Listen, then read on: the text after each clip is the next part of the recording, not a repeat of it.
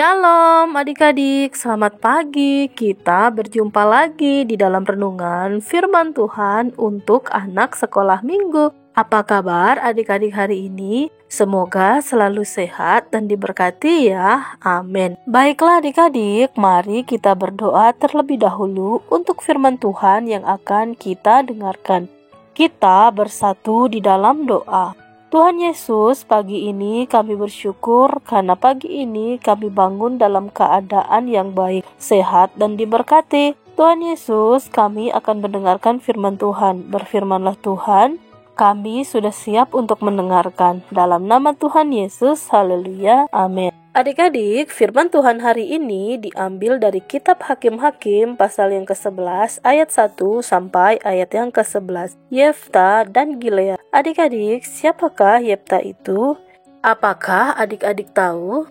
Yefta adalah seorang pahlawan yang gagah perkasa. Dia seorang hakim untuk orang Israel. Adik-adik, hari ini kita akan mendengarkan kisah Yefta yang terpanggil menjadi pahlawan, hakim, dan kepala atas orang Israel. Yefta adalah anak seorang Gilead. Dia lahir dari seorang perempuan sundal. Dan ayah Yefta juga memiliki anak-anak lelaki dan perempuan dari istrinya yang sah. Ketika Yefta tumbuh dewasa, saudara-saudaranya mengusirnya karena mereka menganggap Yefta ini anak haram. Yefta juga tidak mendapat hak atas harta warisan ayah mereka. Kemudian Yefta tinggal di tanah Tob. Di sana ia bergaul dengan para petualang yang suka pergi merampok, sehingga Yefta juga terbiasa berkelahi, berperang, dan merampok bersama-sama mereka. Adik-adik, Yefta ini merasa dirinya telah ditolak oleh keluarganya sendiri, sehingga ia melakukan hal-hal yang tidak sepantasnya ia lakukan. Pada waktu itu, orang Israel berbuat jahat di mata Tuhan dengan beribadah kepada berhala dan meninggalkan Tuhan, yang membuat Tuhan menghukum mereka. Mereka dibiarkan Tuhan dijajah oleh orang Amon dan orang Filistin selama kurang lebih 18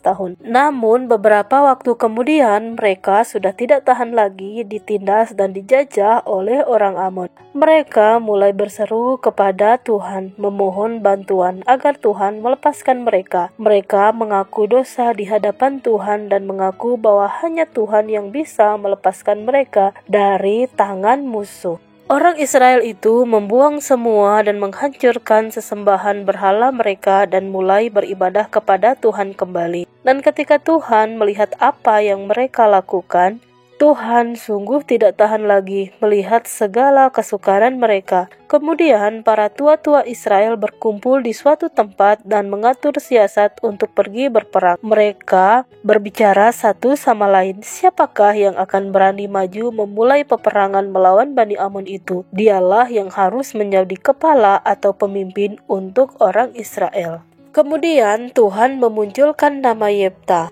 Lalu para tua-tua Israel menjemput Yefta di tanah Tob. Mari ikutlah dengan kami dan jadilah panglima bagi kami dan kita akan berperang melawan Bani Amon itu, kata para tua-tua Israel kepada Yefta. Tetapi apakah jawaban dari Yefta? Ya adik-adik, Yefta menjawab mereka, "Bukankah kamu sendiri membenci aku dan yang mengusir aku dari keluargaku? Mengapa kamu datang kepadaku pada waktu kamu terdesak?" Jawaban Yefta ini menunjukkan betapa pedih dan sakitnya hati Yefta ketika ia ditolak dan diperlakukan buruk di masa lalu. Walaupun begitu, para tua-tua Israel tidak mau menyerah dan terus berusaha meyakinkan Yefta bahwa Yefta akan menjadi pemimpin atas orang Israel. Yefta pada akhirnya menerima tawaran mereka dan mau pergi bersama-sama mereka dan menjadi kepala dan panglima bagi orang Israel. Namun sebelum ia menerima dan menjalankan tugasnya, ia membawa seluruh perkaranya itu ke hadapan Tuhan. Mari adik-adik kita belajar dari pribadi Yefta, yaitu tentang imannya kepada Allah yang tetap teguh sekalipun ia ditolak dan dibenci oleh keluarganya itu. Yefta tidak menyimpan dendam kepada orang-orang yang telah menolak dan membencinya di masa lalu dan tetap mau membantu. Itulah arti pahlawan yang sesungguhnya. Bagaimana dengan kita adik-adik? Pernahkah kita mengalami penolakan? Dan jika iya, maukah kita belajar dari Yefta? memaafkan dan mengampuni mereka yang menolak kita. Karena dengan mengampuni bukan hanya membebaskan kita dari rasa benci adik-adik, tetapi juga menolong banyak orang.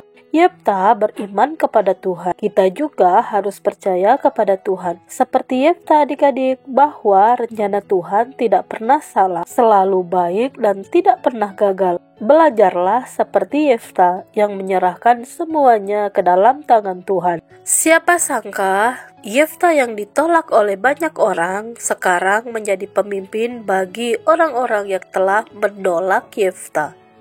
Ini semua karena rencana Tuhan yang indah kepada Yefta. Yefta mampu untuk mengampuni dan tidak menaruh dendam kepada orang yang buruk di masa lalunya. Bahkan Yefta lebih percaya kepada Tuhan.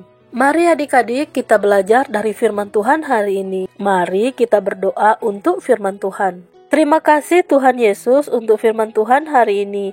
Pelajaran dari kisah hidup Yefta. Ajar kami Tuhan agar memiliki hati yang tidak dendam dan mau memaafkan orang yang bersalah kepada kami. Dan biarlah iman kami bertumbuh di dalam Tuhan. Di dalam nama Tuhan Yesus kami berdoa. Haleluya. Amin.